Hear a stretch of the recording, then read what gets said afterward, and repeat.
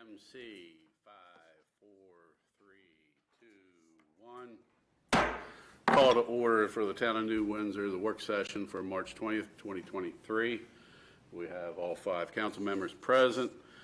Approval of minutes from the February 21st, 2023 work session meeting. I'll make a motion to accept those minutes.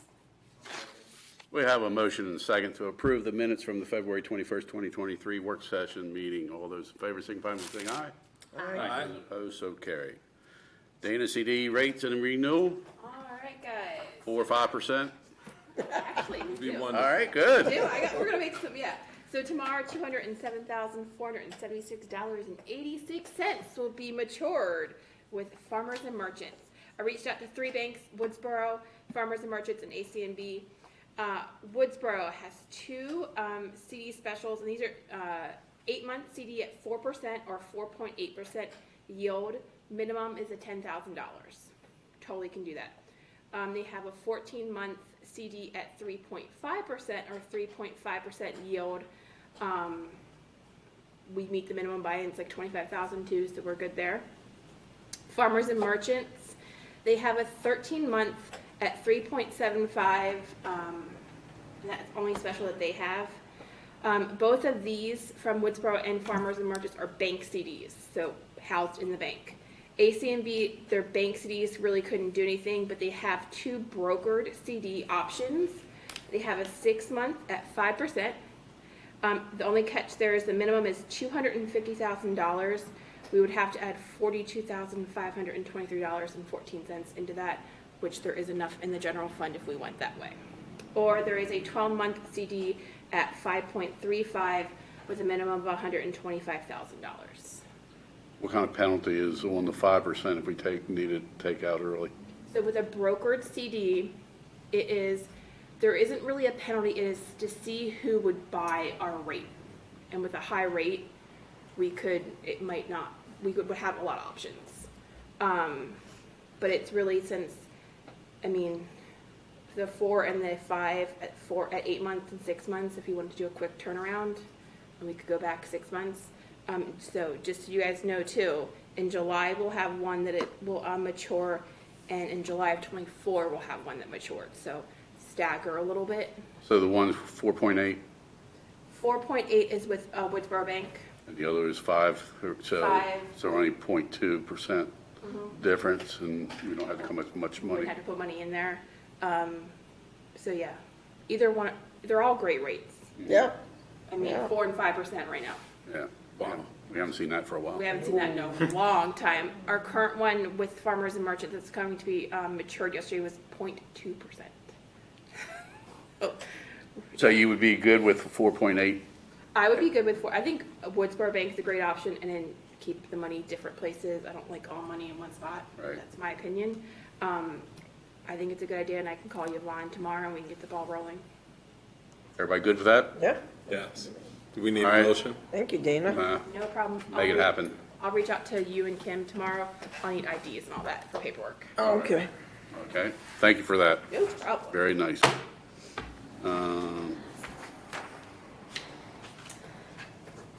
Circuit Rider Program Renewal, Approval, and Signature. That's for me to sign. Yep. But I think did we already approve? Didn't we already approve this? Yeah, I thought we did. For I thought so. The current one? Yeah. I thought we did. I remember Gary no, it feels talking like about we it. kind of just did, but I don't think we There's just a did. resolution here. Can you guys hear me? Yes. Okay, yeah, this is just a renewal that we do each year. So it's probably coming around so quick that, yeah. So it's the renewal to do each year, the contract between the town and MRDC for circuit rider services beginning July 1st of 23 to June 30th of 24, annual fee. Correct. There's a resolution that you and the council will sign, and then there is 2 other documents. There's a memorandum of agreement and an assurances agreement, which just the mayor signs. And Dana has copies of all those for you. As the mayor and town council authorize the mayor, all that good stuff. So we don't need a motion on that. Basically need a motion to approve that resolution. Right, okay. Yeah. Everybody, has everybody read the resolution number 03-20-23A? Everybody knows what it is? Do I hear a motion to adopt resolution number 03-20-23A? It's a resolution of the Town of New Windsor authorizing the town to participate in the Maryland Circuit Rider Program. I'll make that motion. I'll second. We have a motion and a second to adopt resolution number 03-20-23A. Any questions or comments? All those in favor signify by saying aye. Aye. Those opposed, so carried. Public alert and notification options. All right. So Kim asked me to reach out to GoGov.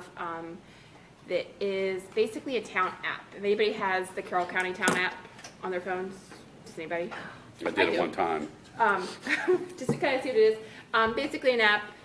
If you go to page 2, you can see what it actually looks like. Some options of how they would look like. So yeah. So there's GoGov.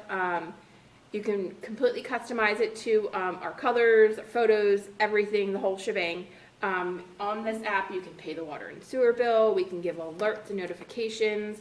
We can put our town calendar, weather updates, everything and anything that we pretty much want on there, we can kind of have on there. We can send alerts and notifications, just like the counties. I got one about the high winds, so all that good stuff. They'll train the staff on how to use it, as well as give us marketing tips on how to get residents to sign up. A great example they said was a QR code on water bills. Snap it and put it on your phone.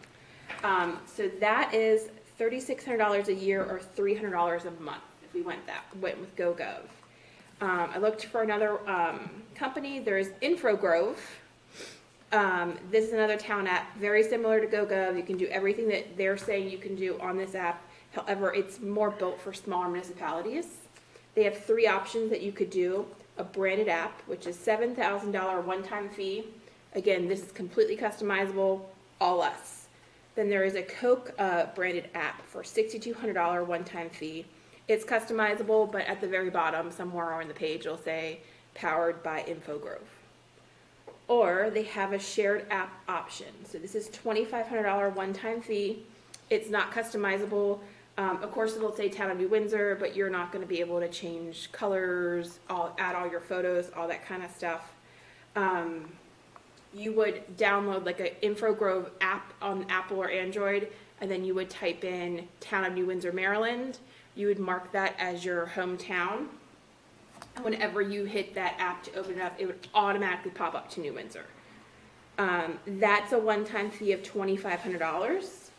The one-time fee covers building of the apps and training of the staff on how to use it and make sure everything's working correctly. They also give us free marketing on ways to get residents to download the app.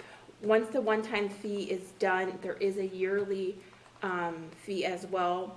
For silver, it's only used on the shared app. That would be $1,250 or $104.16 a month.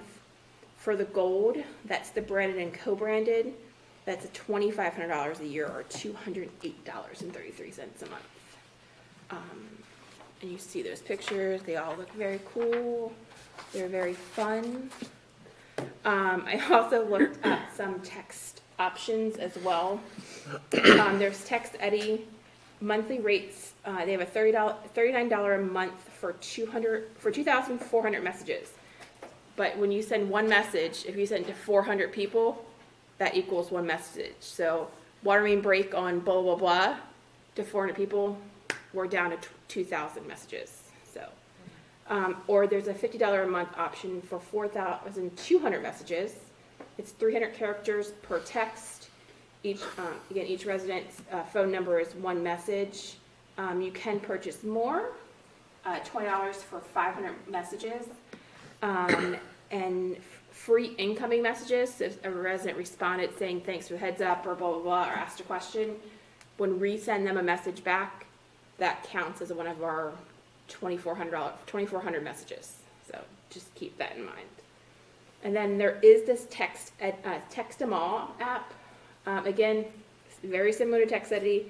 They do have a pay-as-you-go plan. So you get 160 characters. If longer, it's 2 extra credits. For 9 cents for 100 to 2,499, and 85 cents for 2,500 to almost 5,000 messages. Their monthly plan is $90 for 901 to 1,000 messages, and $225 a month for 1,001 to 1,250. Something to think about with all the projects coming around. I also did reach out to the county just to see how much access we would have to theirs. They're very happy to work with towns in emergency situations. So only for those main things. If there's a road closed due to it, that's not an emergency. The actual breakage of a water main or something going on would be an emergency. So yeah. I think we used them when we had the water main break, didn't we? We did, yeah. Yeah.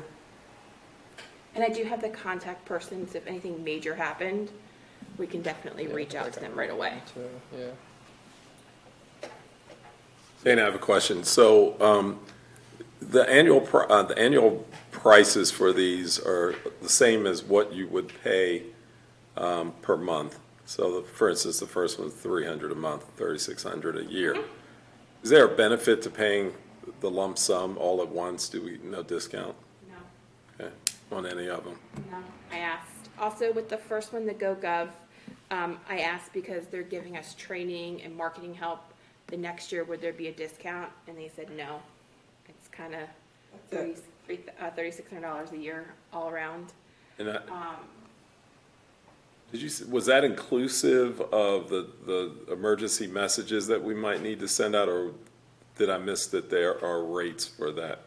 So you could add, so that would be included if we had an emergency notification. Okay. It's all included in that one fee for now. Of $3,600, Yeah. because you mentioned that, if we text and then people respond, if we have an emergency, we could get blown up with text. We could definitely get blown up. They always recommend sending a generic message. Thanks for contacting Right. Town Hall. Town Hall will contact you via phone Right. or something like that. Yeah. Instead of, because I text my husband, you text your family. It can go back and forth. So yeah, we definitely. So it won't be did one. interactive, which would drive that price through the roof. Yeah. Well, then who would be answering it too? Sure. That's the other thing, Right. so, Well, it doesn't look like on the GoGov one that there's a limited number of texts you can do, is there? No, so for the GoGov and the InfoGrove, those are actual apps. It's unlimited. Yeah, That's a benefit. that's a So- benefit. My only thing with the apps, though, it looks like the apps are just links to web pages. That's pretty much what it is. So, my question is, the person that made the town website, are they still supporting the town website? And if so, is there a possibility that he could or she could turn it into a progressive web app? I can definitely reach out and see. Because I know progressive web apps, they install apps on your phone, but it's just a website. So it would just be the town website, looks like an app on your phone, but it still has those links. What that is, it's you click a button, it opens a web page. So they would just see any emergency announcement we had. So if the benefit of progressive web apps is you could do push notifications. So emergency situation like that, you push it, it basically has a pop-up like an email on your phone. It says alert, Town of New Windsor is alerting you to whatever. And then you could say go to Facebook to see updates or something. I will reach out to the web people. Because I know you're just speaking. Oh, it's like, I'm just thinking because I And think creative still doing It's a it. lot, you know. that I'm sure might they be can. that might be it's going to be a one-time fee to create that. Okay. I'm sure, but I think it's going to be a lot less than the. I will reach 3,600. out to that because you have totally just went right over my head. I am sorry. No, it's fine. So how does it work? So how does it notify people? It's a push notification. So when you get an So email. you have the app on, so whatever, InfoGrove or the other one, we get the app on our phone, and then the town has a water main break, what happens? So these would do the same thing. So they would push a notification out So they if you got a basically, text and it pops up on the top says so they would alert. basically text you. because you have the map, because you have the app. It's through the app, so it's not a text message. It looks like but that it to is a the user. notification. Yeah. So it looks Like, like so a like- text to the user. So like what the Or like an county is. Amber Alert. So that's what They they come. Oh, yeah, do. yeah. It Yes. looks like But that, they yes, come across the okay. top of the phone. You know, you're kind of losing me here a little bit. Which one are you saying is better then? Well, what I'm saying is, I would reach out to the out web if people. I mean, if they charge to make because you have a website to turn it into an interactive web app. Let's say they charge $600 to do it. It's still a one-time fee, but it's a lot cheaper than having to pay $3,000. Ask to talk to Matt over there? Okay. Matt Cohn, and see what, as a New Windsor resident, what he would like in an app, because he lives in New Windsor, so. Got it. It's even better. Yeah. It's hard to justify, except one of the really cheap ones, any of these more expensive ones for the little bit of, I mean, yes, during the water project, we're probably, and the paving, which of course are subsequent project, we're gonna do a lot, but still, in general, how often do we send, would we?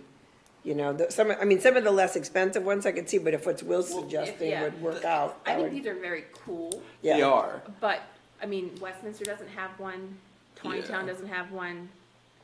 Yeah, So, like, much bigger municipalities. Yeah, but I would definitely reach out to Cone. And the thing about the text message that I do like about the county that I don't like about other ones is the county can actually pinpoint it down to the actual address. So you only have three people that have a water main break. You don't need to alert the whole town. Right. Because that'll just cause more confusion than those three residents. But there might be, like I'm thinking with the project, you know, what, like, they said there's gonna be detours, you know, you might wanna be able to send it, I mean, almost everybody would wanna know if there was a detour on High or Church Street, because most people, you could send out a text that said, this part of High Street will be closed from this to this, or that kind of thing. Do we have a, I know it's probably gonna be pretty hard, but is there a way in Google Maps and Apple Maps to like, with the detour specifically, to say like, these dates, these roads will be detoured?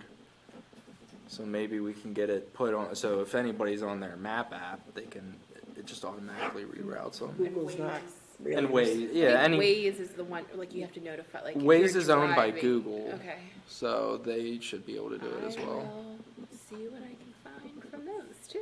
That might be, I mean, it's wishful thinking, it's a Yeah. huge Google's company. not, I so- deal with Google Maps for my job, and they're not super I was responsive. gonna say, it's wishful thinking. Because everything's free, so why do they care? You know, it's not any incentive to work with anybody, you know? Will, with the progressive webpage, if, say, Dana was to put a notification on the town webpage, she would have to take an additional step to launch it, and then would it show up on a phone, kind of like Apple News? You don't have to be in the app Yeah. for it to give you that message. It pops up on the top as a notification, as if you got like a text message, email, anything like that. And it really depends on how they set up the web page. It could just have like a button to select to say push out to all, you know, push a notification. And that's assuming that they can do this. I know Progressive Web App is a pretty new concept. I know I have a few apps that are Progressive Web Apps, but I mean it depends on what they can do. Emailing you later. That's fine. You can reach out anytime. And I'm sure Matt and Josh, between those two, have already done this. Yeah, I'm sure there's other people And- that are using that. Because what I had thought about, I don't know how many years ago, is to have an app with all of our events. Yeah, and you could do that. Just not the town, but every organization. The Lions, that they the could fire go on, department, and yeah. everybody would get an alert, you know, Yeah. today is whatever day, you know, and, Yeah, the only thing I don't like about these apps is, I mean, they basically, all it is a bunch of buttons that go to web pages, and they write an app for one, and then charge $3,000 to every town. So they're making, they're rolling in dough. Just Yeah, I can't, I mean, For when generic Dana and I met about this, and I thought one of the less expensive monthly plans might be something we would look at, but let's see what Kuhn says first, because obviously if they could do that, that's a long-term and to what the mayor said too. Yeah. What would residents like to see? Because I mean, if it's only water bill and town events, you could just go to the website and do that too. So if I So could pay my water bill on an app, it would be great. that would be nice. That's just me. That is is true. But check with those I two. will check with Josh those two. and Matt. You got it, guys. Thank you. Thanks, Dana. All right. Dump truck lift system and attachments. Director Myers. Good afternoon. So I was able to reach out to a vendor I was waiting on a price from, and he took actually a little over a month and a half to get me some prices. But anyway, I'll share what I have. So Extreme Fab price for a swap loader, 10,500 pound capacity. It's a hook lift system, PTO driven, hydraulic tank, hydraulic lines, $36,500. RMS, their Stellar hook lift system, was $36,050 for a 16,000 pound hook. But Extreme Fab did offer another system, and it's called a swap hog. It's a roll-off system similar to what Hughes and Republic uses for the roll-off dumpsters. And so basically, it's a rail type system. It's significantly cheaper. The price is $21,500 for that one. And then Maryland Industrial Truck, they are a Stellar hook system dealer. However, they were unable to bid on the hook system because we received a quote from another Stellar dealer. So Extreme Fab also offered us a price on an 11-foot stainless steel Mason style dump bed, which is a typical dump bed, no special features. And that was approximately $27,500. They also offered a price on an electric salt spreader and storage system, and that was between $25,000 and $28,000. And this is all dependent on kind of which way we go with things. In the mayor and council folder, you guys will find my report with all the numbers and everything in it if you need time to digest things. So my recommendation, I have two. We could go either way. Purchase the swap hog style 11-foot roll-off system with trailer hitch, electric winch, and electric pump hoist and fenders. Purchase the universal rail with electric salt spreader storage system. Purchase the electric tarp system. Purchase the strobe lights, work lights, toolboxes, and purchase the steel Mason style dump body that connects to the swap hog style system. Now, the reason why we can go with a steel dump as opposed to a stainless steel is the salt spreading equipment would be independent with the hook system. And that would lessen the expense for the dump body itself because it would only be used whenever we weren't plowing roads or, there would be no exposure to salt whatsoever. And because we actually deal with a company that the Carroll County deals with and we get all our salt delivered now, there's really no reason for us to haul salt anymore. So with option one, the total estimated cost for the bed and the chassis system and the strobe warning lights and the electric tarp is $71,000. The cost of the cab and chassis truck was $73,000. So the total estimated build cost is $144,000. And keep in mind, the original budgeted projected amount was $125,000 for the truck. And if you add 10% due to the increased cost from inflation and the pandemic, that puts us at a projected cost of about $137,500. So option two would be to purchase the regular Mason dump body in stainless, purchase the electric salt spreader system, which would then store inside of the bed itself. That's very typical to the type of system that we're using now. purchase the electric tarp system and then the warning lights and the work lights and all that. And the estimated cost for this option is $64,000. And again, the cab and chassis cost was $73,000, and the total build cost is around $137,000 out of the expected cost of $125,000. Again, keeping in mind inflation. And option 2 is exactly what we have now. The only difference is we would be adding the larger salt spreading equipment to allow us to expand to brine usage eventually, if that was a requirement by the state or the county. The cost difference between the two options is around $7,000. I will say option 1 allows us to purchase other equipment.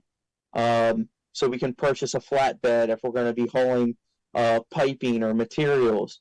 You can purchase actually dumpsters, and we could haul yard waste from gear to the landfill ourselves and cut the expense down. That's, eventually, if that's something we want to do, we would have the flexibility to do that. It also allows us to have one piece of equipment to swap things out. And,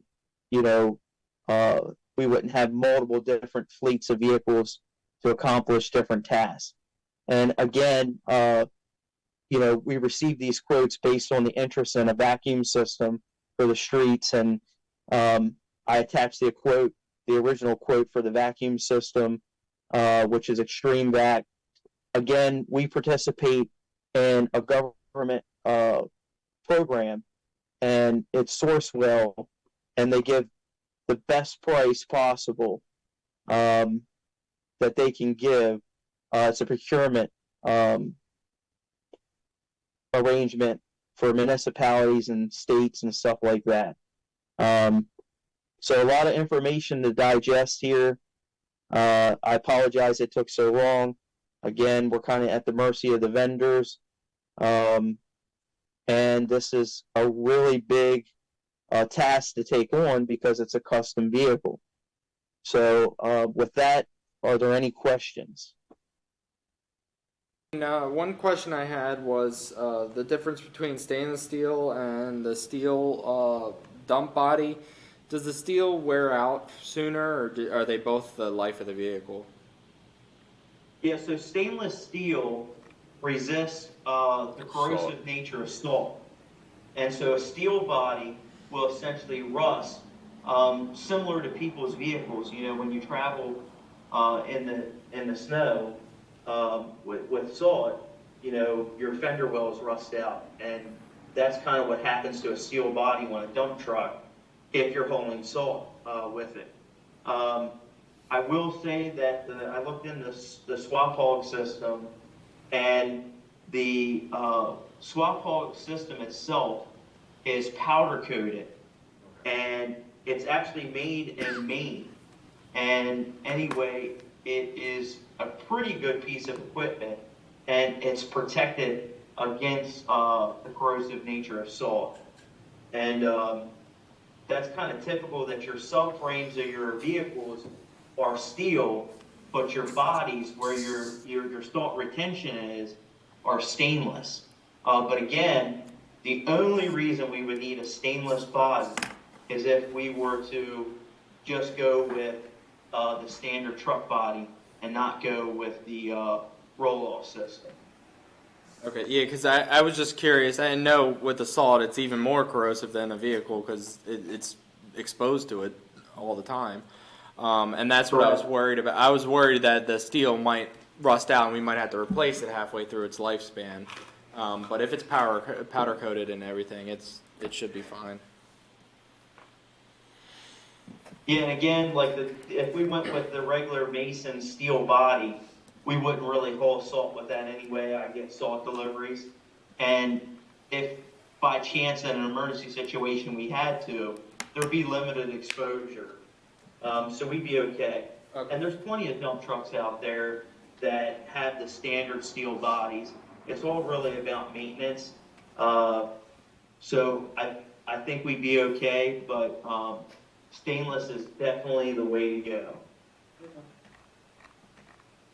All right, thank you, Director Myers. That's enough for, enough information, I think, for everybody to digest for one evening, and hopefully we can make a decision within the next couple of weeks to get things moving a little faster, but I think everybody needs to digest a little bit on these numbers and everything. But thank you for your help. Okay, I appreciate it. Thank you. No problem. Bye. All righty. I printed out the first agenda and overlooked the election updates. And I have 4 judges. So Linda Eichholz is an alternate, Sandy Custon, Judy Coe, and Roy Stevens. All right. So now we have the election. And that is going to be May 9th, we all know. So far, we do have one certificate of nomination. That deadline for nominations is April 10th by 3 p.m. And I'll talk to you after the meeting about a potential chief judge. You got it. All right. One didn't want to, so I don't want to mention their name. All right, budget discussion, draft budget. Okay, can everybody still hear me? Yes. Okay, so we have a draft version of the budget for FY24 ready for this evening. The spreadsheet's up, as you can see there. Clerk Treasurer Mangus has updated the year-to-date numbers for pretty much for the last time this budget season. And then the summary follows, and a few line items of note are highlighted in yellow. The general fund salaries still include the part-time secretary receptionist position. This position would be a 100% general fund, paid 100% general fund, and the briefing paper is still the same briefing paper before is available in tonight's folder. The health insurance, dental, vision numbers reflect the town paying 100% for the gold coverage. And if the employee wants the platinum coverage, they pay the difference. I believe that was the consensus from the council. Also added short-term disability and $25,000 life insurance for each employee. So as you'll see when we go down through here, the budget is balanced as shown. Not that things can't tweak around at this time, but I have a balanced budget, and I'll go down through how we did that here. Under the general fund, the total revenues were $1,046,384, and the total expenses prior to completing or inputting the capital project budget line item were $924,418. So that differential balance there was $121,966. So if you scroll down to that capital project budget line, you'll see that 121. Yeah, you're down in general. You're down in enterprise now. You got to go up to. I'm sorry. Yeah. The general revenue. General under. Let me see. I got it copied here. Keep going. Public Works. Public Works. Yeah, there you go. Right at the bottom there. So you see that 121,966 was input into that line item to balance the general fund. Then under, look at my sheets here as well. A couple other things of note. The accounting consultant under professional services category is, we added, keep going down, I believe, nope, that's a little down too far, I believe. Professional services right there. For the audit? That's the accounting consultant. We added in 6,000 for that there. And then we added safety as a new line item under public works at 1,500. You'll see that just above there, yep. And then the equipment, scroll down just a little bit. The equipment repair seasonal line item under parks has been increased by 5,500 to 9,500, and that includes the cannon restoration that we talked about. So those are pretty much the highlights of the general fund. And if you scroll down, you'll see it zeroed out there before you get right there, before you get into the enterprise fund. So then moving on down to the enterprise fund, following the same procedure here, our total revenues were $1,346,155, and then expenses prior to completing the capital project budget line item was $1,172,288. So that left us a balance of $173,867 to work with. So what I did was we took $25,000 from that balance amount and added it to 3R's operating system maintenance underwater expenditures. You'll see that increased another $25,000, and that is the for the replacement of 125 new meters, which is a part of an aggressive mass meter replacement to reduce our non-revenue water. And then we took, after taking that $25,000 out, we had $148,867 was split 50-50 water and sewer, and was put in the capital project budget line item for each category. So you see there underwater, they're $1 off just to make them even, so we don't deal with cents. So it's $74,434 on the water, and $74,433 on the sewer. Again, you see the safety line item was added, a new line item was added for water and sewer at $1,500 each. And then under personnel, I keep going down, if you scroll down through sewer, you'll see the $1,500 and then the $74,333 or $433. And then the cost of service study is a new line item under personnel at $35,000. And that's the study that was mentioned by Gene with CERCAP. So I have reached out to, along those terms, I've reached out to GMB, our town engineers, to see if they did that kind of thing. They did not, but they put me in contact with another firm that they work with on another municipality in Maryland, and I've been in contact with that gentleman, and we'll be reaching out once we get things settled out here. But he gave me I think it was Gaithersburg, if I recall, did one very similar to this probably about 2 years ago. So we basically just inflated that price a little bit to cover some costs. We should be good with that amount, I believe. So in summary, the budget is scheduled to be introduced at the April 5th council meeting. So please take a look at this in the next week or so. If anything it needs to be added, deleted, or changed, now's the time to do it. So let me know. If we want to stick to our budget schedule, we have to, once we introduce it, then we advertise for the public hearing and that kind of thing, and it has to be done within so much time before the actual public hearing. So we're staying on course with the budget, and but we're pretty much have it wrapped up, unless y'all want to change something or add something or whatever. At this point, though, it's easy enough to tweak things around here a little bit. So, any questions on the budget? Same tax rate, correct? Yeah, no increase in the tax rate at this point. Hey, Gary. Unless you feel like you need to. Nope. I think so. I think I'd answer for everybody. No new taxes. Hey, Gary, what was you probably said it, what was the $1,500 expenditure again for safety?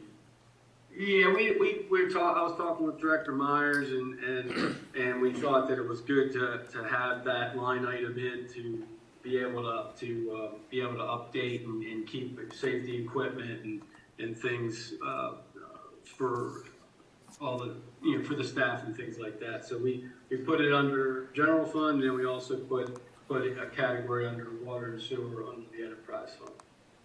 Is that for like PPE and just overall training? Yeah.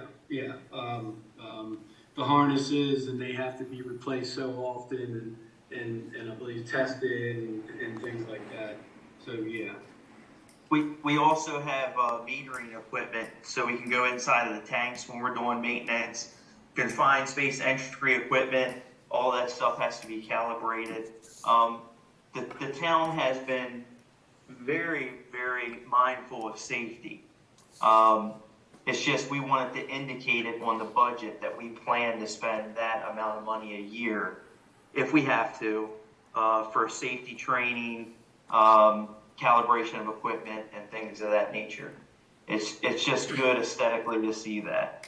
I totally agree. Does OSHA ever pay us visits? So when we hit 10 employees is when we will get, I- we'll have more restrictions on OSHA, so. Okay, no, Yeah. I totally agree with this. Now you know. So we're gonna stick at 9 employees. So by Sunday. Exactly. No matter what. I have a question. You had said you put the money in on the equipment repair and seasonal for the cannons to be done. So should I go ahead and let them know at Eclectic that This we has to want? be adopted first. Yeah, Oh, it we had, gotta- okay. Yeah. So when would Yeah. we, Let's get things adopted, get it adopted, and so once we do that, then we can notify them, but we won't, this budget does not go into effect until July 1 of this year. Once it's approved. so what is the next step on that, I guess is my question. Adopt the budget? Yeah, Oh, we can't do that until we've adopted the budget. Right. Okay. Yes, ma'am. Yep. So, I mean, should I contact them and just tell them, kind of where we are in this? Yeah, just tell them it's in the budget, proposed Yeah, budget. okay. And then we I'm approve it. still waiting on the other bid, Sam's Creek. Sam's Creek. For the cannons? Yep. That's what I requested last month, I think, so. So I think it's my understanding that that gentleman went out of business. All right, we'll follow up. Guess he's not gonna. Yeah, so we'll have to potentially try to find someone else to get a price off of. Very good. Yeah, Sharon, to answer your question, Sharon, we'll have time once, like I said, once we introduce and then we post it for a public hearing, and then basically adopt everything by I think it's the middle of May. So once we get to that point and if that's what's set, then at that point you can notify them. But like I said, we can't do anything before July 1 with this budget we're working on now. Okay, thank you. Is that safety 1,500 enough? That doesn't seem like it's gonna do anything. If you Well, got, we have 3,000 on enterprise, we have 1,500 underwater, 1,500 on sewer. Right. And then 1,500 on, general fund. So okay, it's 4,500 total. all right. So I think we need to talk about the part-time employee, because we need to make a decision on that. Okay? And so I guess I'll kick it off. I reviewed the paper that you put together, and thank you for that. However, currently, today, Kalina works full-time, 40 hours a week? That is correct? Okay, so what I'm seeing is the part-time receptionist looks like, according to your paper, would be doing the bulk of the work that was currently being done by our full-time employee, and the full-time employee would then move in and start doing things like meeting preparation and scheduling, coordination of schedules, typing some document preparation. And on the surface, go ahead. Well, and continuing with the water and sewer billing clerk side of what she's doing now. That will stay with Kalina for that position.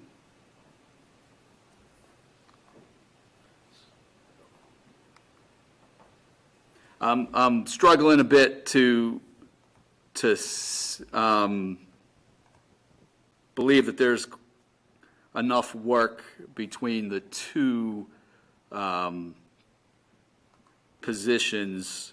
We're talking 65 hours a week. I don't know, I'm just not, I guess I'm just not convinced that the new things that we have slated for Kalina's position would pull 25 hours of her week away. I guess that's what I'm saying. Right. So based on the part-time position being 25 hours a week? Correct. Yeah, Okay.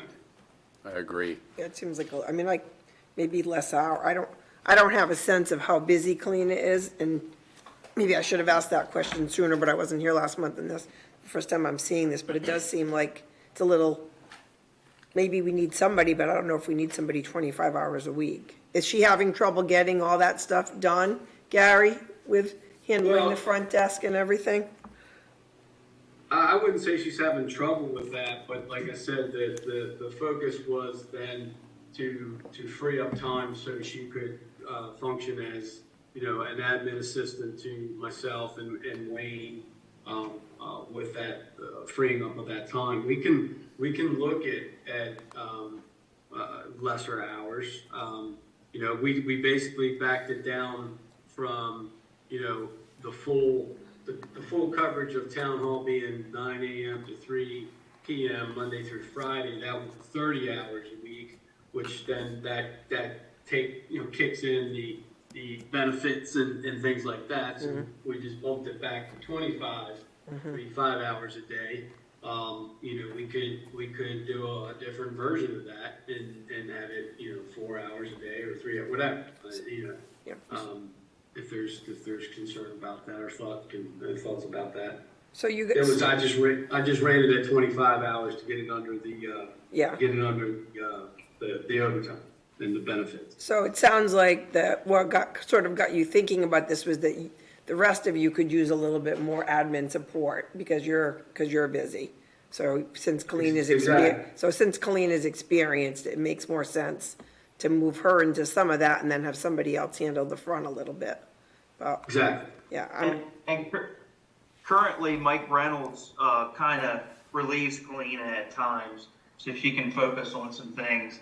But when he's not around, you know, Dana has to come from the back and go to the front, and then she loses track of some of the things that she's trying to do as well. Yeah, Mike's every other week basically for the most part. So yeah, good point. If you cut the hours a little bit, it might be easier to find somebody. It could be like a high school student that's like a work study program. That would be easier to find with the job market that it is right now. So, yeah. Well, so are we saying that the town hall is only going to be open for 5 hours a day, or? No, they would just have to step back in. We would the hours still would stay the same, and under the, you know, with this position being 25 hours, basically would be like a 10 to 3. So Kalina would have to cover the opening from 9 to 10, or if we say it's just 9 to 12, we change the hours, reduce the numbers of hours for this position. It would be Kalina covering the difference, basically. Is there a time of day that's busier, or does it not, or is it just vary all the time? I'll have to defer to Kalina on that, because a lot of times I hear the bell, and unless she's calling for me to come out and talk to somebody, I'm not necessarily seeing that. But is she still on? She was. I think She's here. She's on. Kalina, thoughts? I'm here. There she I'm is. here. So a lot of it varies. It could be busy first thing in the morning, or it could be busy in the afternoon. Yeah, that's what I figured. That's what I figured you'd say. I'm, myself focusing a lot more on water sewer stuff. I'm, helping Wayne a lot more and Gary. So I tend to get very busy. Yeah, so something else, we started this aggressive meter replacement program, and so Kalina does a lot of the intel work for me as far as figuring out the ones where we have problems, the ones that we need to replace. She also does pattern searches within our database that we have to see how, positive of an effect it's had, if we replace a residential meter, what their bill was, with their old meter, what their bill is with their new meter. So a lot of data collection. And I can honestly say many times when I was in her office and we were discussing things, you're kind of always getting interrupted at an inconvenient time. And so then you have to kind of restart and try to, figure out where you left off. So I've noticed that, and it is intermittent. I mean, sometimes you're flooded with a couple people at the same time, and sometimes, you get traffic in weird times. It just varies. Gary, I think it would be helpful if you were able to quantify some of the workload, like meeting preparation and scheduling. I don't know that any of us really have a good idea how many meetings that you have with, outside contractors or the county or any of that kind of stuff that go on weekly or monthly, and then like the amount of time it takes to coordinate schedules and how many documents you may have to, have typed up or help prepare, during a week or whatever. I'm not sure any of us have a good idea in that, and that may help us, with the hour situation. Right. And Yeah. just throwing this out there too, the other thing that I'm curious of is, would it be more beneficial to have a part-time person to help with that meeting prep instead of, I know Kalina is specialized in the water sewer, so it's not like somebody outside could just take that over. But my only concern is the inconsistency of people coming in here. If that person is here for only 4 hours and there's nothing during those 4 hours, they're just sitting here for 4 hours then, versus actually the meeting prep might actually be a more consistent thing. True. And it could be a little confusing for people or for staff if two people are at the front window, somebody comes in, and I talked to that lady the other day, and which lady, and maybe one person didn't tell the other person that so-and-so came in. There could be some confusion there. Maybe all that wouldn't happen at all, but, that might be a concern too. When you have two people greeting and being, I prefer one person be the voice and the face of the town. And I think Kalina's done an outstanding job with that. Okay. So, do you want to take this out, or do you want to? What do you guys want to do? I guess. Like I said, it's easy enough to take it out because, in the sense that it's not benefits, it's not insurance, retirement, and it's strictly general fund. Basically got one line item, pretty much. Exactly. Or we leave it in at 25 hours and look at doing lesser amount of time, which we've already budgeted for the worst case. Right. Depending on how you look at it. Well, I'm just going to say this. I just know from working in the school system for as long as I did that the secretaries have such a hard job, and everybody's always depending on them for everything. So I have no question that Kalina is working hard. But I'm kind of leaning towards maybe reducing the amount of time for the part-time person, because maybe there's not quite enough to keep that person busy for 25 hours a week. That's kind of where I'm leaning.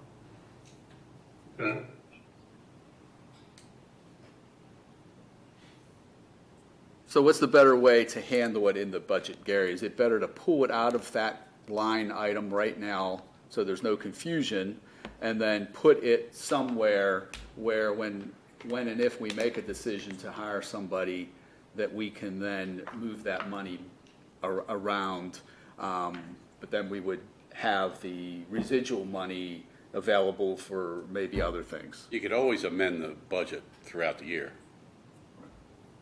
So what's the easiest and best? Yeah, what's easiest? Let me think here a second. Probably 6 of one, half dozen the other. Yeah, I mean, You're gonna do the work. why wouldn't we just leave it in there and just, if we don't use it, we don't use it? Right. But I mean. Well, then it won't be, my thought on that, Kevin, would be that it would not be obvious that it was available money because it was in a line item where we were paying salaries from. So if we decided to use a position that was, say, $10,000 worth of money, and we had $19,500 there, I don't think we would know we had $9,500 in there. We would forget that, it would just be in a salary Right. line. I see what you're saying, Dave. I'm looking through my paper copy here of the budget. So that is right now under executive section.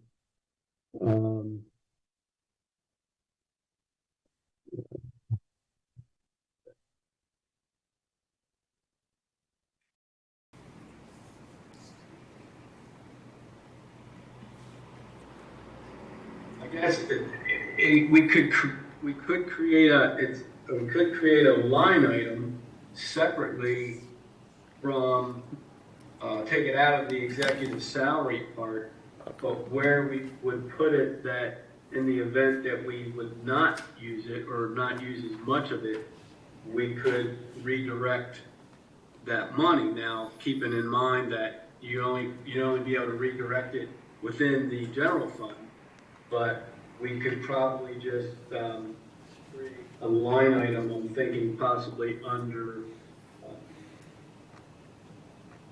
the last category in general is miscellaneous, which is your health care, your short-term disability, your payroll expense, your retirement, the circuit rider plan, circuit rider program, and then we had like late fees. We could put it in there and separate it from the executive salaries spot. Couldn't we just leave it in executive salaries and make a column that says part-time help or part-time clerk or something like? Because there's already the water sewer clerk on there, and there's the let me go back to it. It's in there.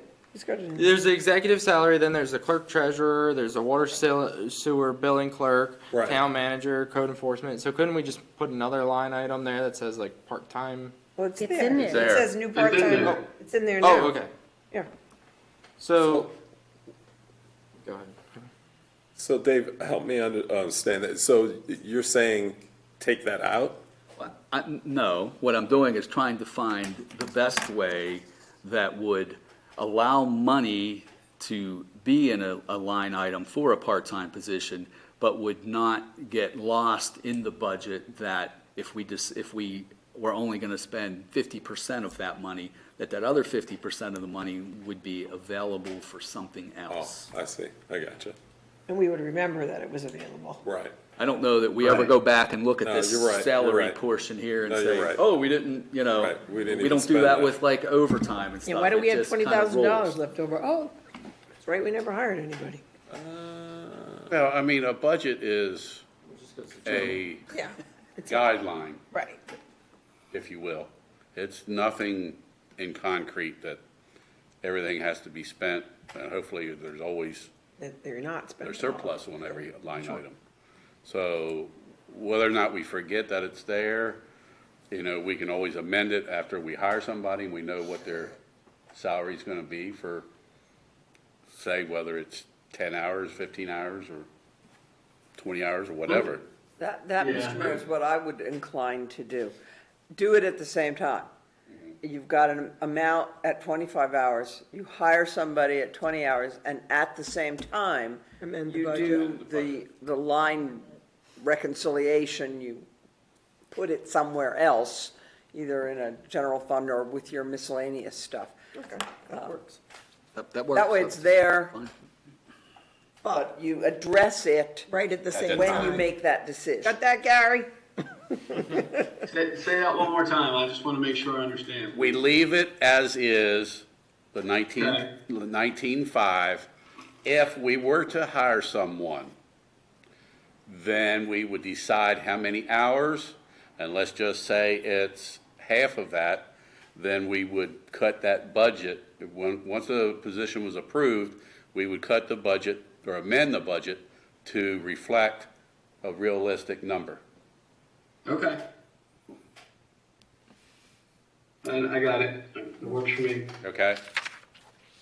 Yep. Yep. Thank all three of you again for Yep. putting in the time and effort and numbers. Okay. Job. Any other questions? I don't have a question. I have a comment, though. Just thinking about this and the benefit of having Kalina move over to that administrative assistant position.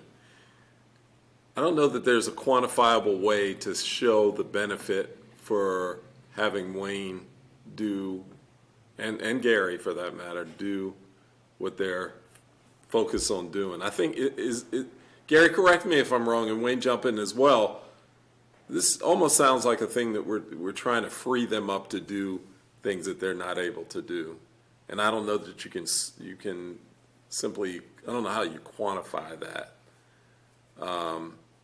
Which is why I think, because I've kind of looked at it, try back and forth, like when Kalina's in focused working for them directly for a structured amount of time, that's her dedication. It allows them to do other things. It sounds like that was the intent of this. Is that right, Gary? Am I headed down the right road? Yeah. There's just, basically Wayne and I, we've done it, in the past, obviously, since I've started, since Wayne's been here, but we do all our own, admin functions ourselves, which is, as we continue to get busier and busier and have things going on, there's been discussions between Wayne and I and Kalina and Dana, of having some of that admin responsibilities shifted to obviously thinking Kalina in this situation. So yeah, I would agree with that. Yeah, I'm just speaking from my experience, and I always thought, man, if I just had an assistant that could take, for me it was managing, certain reports or whatever. But the point I'm making is, when I did finally get that, I couldn't necessarily say, all right, I'm going to spend 30 more hours on a dedicated project, but I certainly could focus on other things that were more important to the company. And it sounds like, I would this is my opinion, I'd much rather have Wayne and Gary doing things that, directly or immediately benefit the town versus it's something an administrative assistant could do. So, I think we're going to keep it in the budget, but it sounds like we're trying to work towards a position of more efficiency for Gary and Wayne. Am I on the right track? Okay. Yes. All right. Yeah, so Kalina also schedules meter replacements for me. She's a familiar face for the town, and so she works with the folks well. She's been, doing it for 8 years, and she's really good at what she does. And anyway, I'm appreciative that even though in her busy time, she's able to assist me in many different directions. She helps me with scanning and printing and all kinds of things to just kind of keep me on track a little bit more. So I do appreciate that. I think it would be a benefit to the town, but ultimately, it's your guys' decision. But that's exactly what we were trying to accomplish.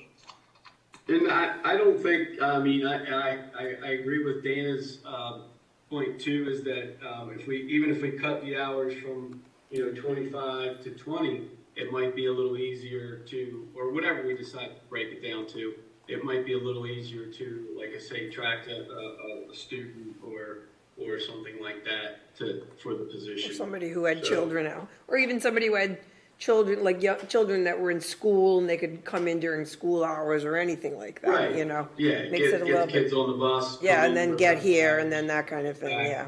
yeah. Right. All righty? And we'll wait for the April meeting to introduce it. Okay, Thank you. all righty, thank you all. Water and sewer rate schedule, we have a resolution. I think everybody was in agreement to my recommendation to keep the water and sewer rates the same. Yes. Everybody was, okay. And that will be resolution 03-20-23B. Any questions, comments? The only thing I'll add, Mayor, is there's no verbiage in here specifically addressing area connection charge. I spoke with Michelle about it. I don't think it's a concern because we really don't have lots, really sitting out there waiting to be built. So we could also keep the area connection charge the same, or we could. It was inflating at 3%. The way the base and the usage rates were, we could do either one. This is just strictly usage and base. I'd say since one, we're looking at what, 4 potential houses over on Lampert, correct?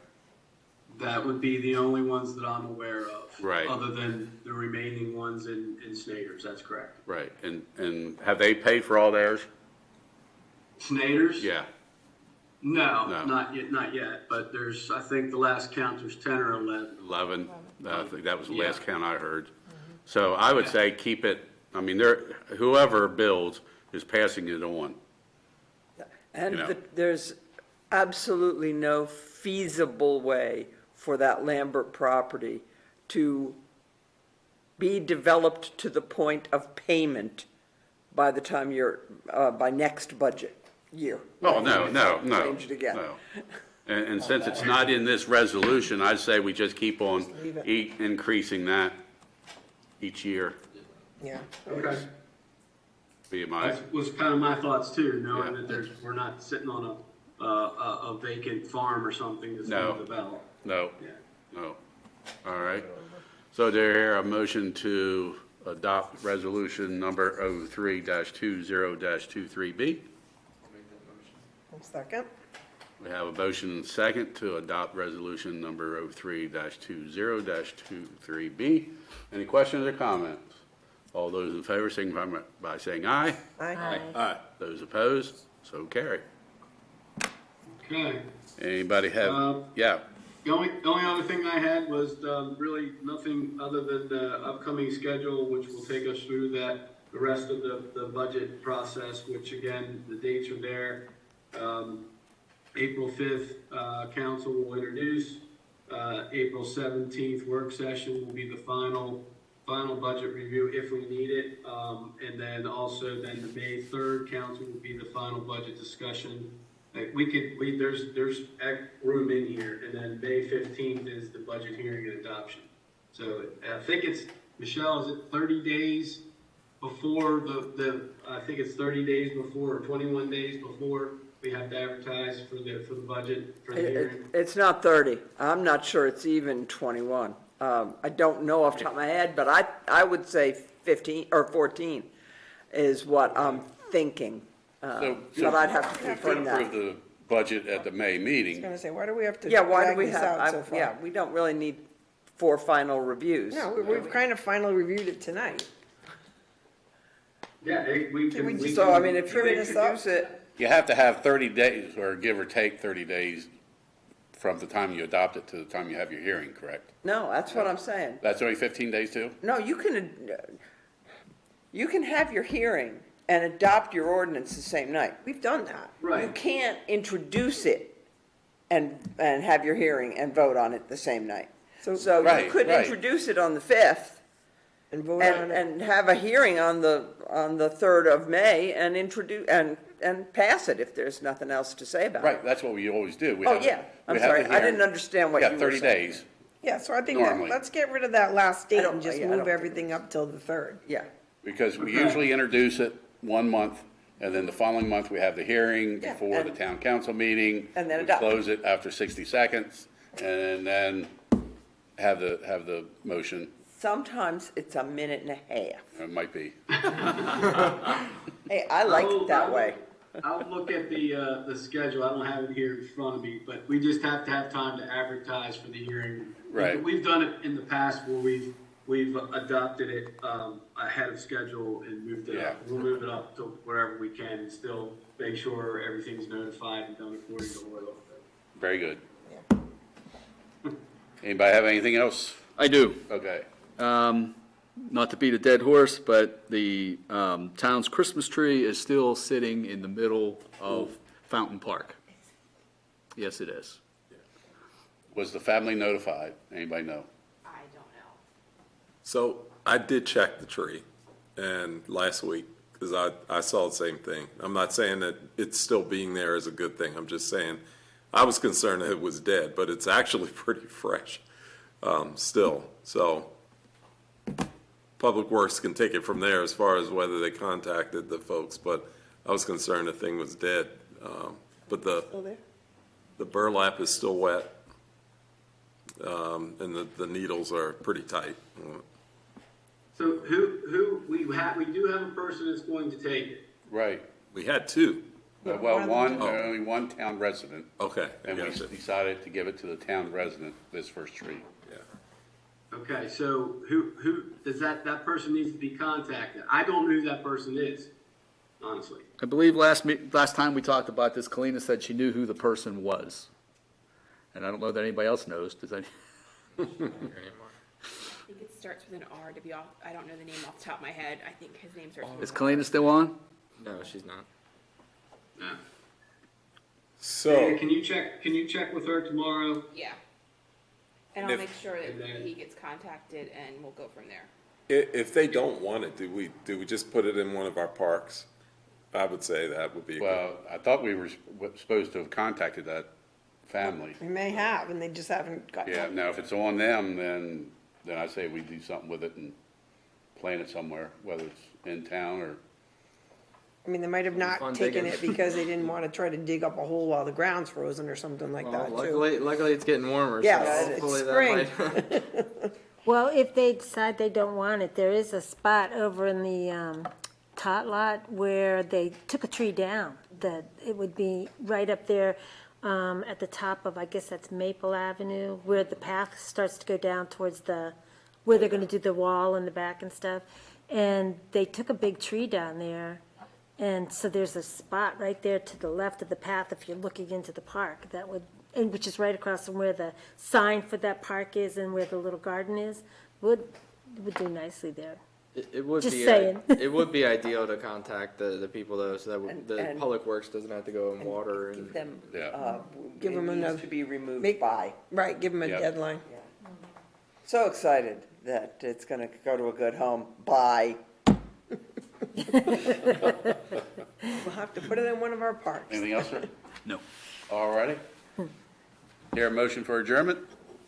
So moved. Second? Second. All those in favor, signifying by saying aye. Aye. So carried. Record. Thank you, everybody.